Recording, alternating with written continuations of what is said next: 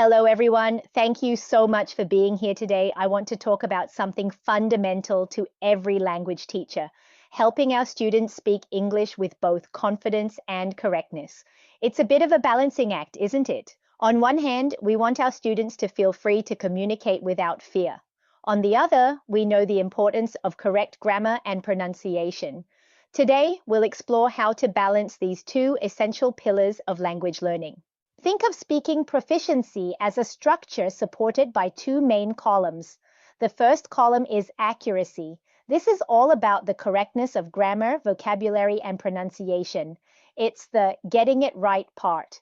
The second column is fluency. This is about smooth, natural communication with minimal hesitation. It's the getting the message across part. Both are absolutely essential for a student's success, but they require very different teaching approaches. We can't build both at the same time using the same tools. Let's start with accuracy. The definition is straightforward. It's about making few mistakes in grammar, vocabulary, and pronunciation. The focus here is correctness over speed. It's a note worth making that even native speakers make mistakes. They just tend to self-correct. We need to help our students develop this same self-monitoring ability. So, how do we help our students build accuracy? We use specific activities. First, there's controlled practice. This includes things like grammar drills, targeted exercises, and studying the rules of the language. These are structured activities where students can focus on one specific thing. Second, we encourage self-monitoring. This can involve recording speeches and listening back to them, keeping an error log, or even engaging in peer correction. Finally, we have deliberate speaking. This is the practice of speaking more slowly and thoughtfully with a clear focus on the form and correctness of the language. Now let's turn to the other pillar, fluency. Fluency is defined as communicating smoothly without excessive pauses or hesitation. The primary focus is simply getting your message across effectively, and it's understood that some errors might happen along the way.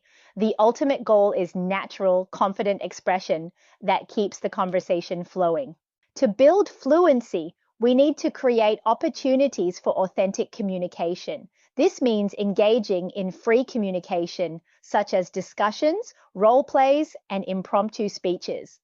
We can also use timed challenges. These are fun, low-pressure games like talk for 1 minute about a topic without stopping. Lastly, we can teach students filler phrases like, well, you know, or let me think, to help them sound more natural and avoid awkward silences while they gather their thoughts.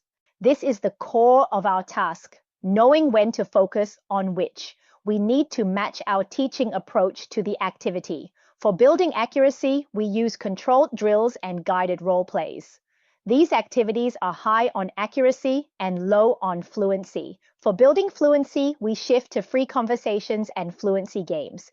These are high on fluency and deliberately low on teacher correction. We need to consider our lesson objectives and the proficiency level of our students. So, how does this look in practice? When it's accuracy time, make it clear to your students that this is the time for precision. Provide immediate feedback, use visual error codes, and encourage self-correction. When it's fluency time, create a no correction zone. Instead of correcting students mid-sentence, take notes of errors for later review. Reward students for taking risks with the language and model a natural conversation flow yourself. Beyond the classroom, we should empower our students to take ownership of their own learning. We can encourage them to record and review their own speech, perhaps a 2-minute speech each week, to identify their own patterns of error. They can keep error logs to track their recurring mistakes, and they should find practice partners for regular conversation practice. These are all strategies that help them become independent learners. To wrap up, remember these key takeaways. Both accuracy and fluency are essential components of speaking proficiency. Clearly separate your accuracy-focused activities from your fluency-focused ones. Always match your teaching focus to your students' needs, proficiency levels, and goals. Finally, help your students develop their own monitoring and improvement strategies. Thank you.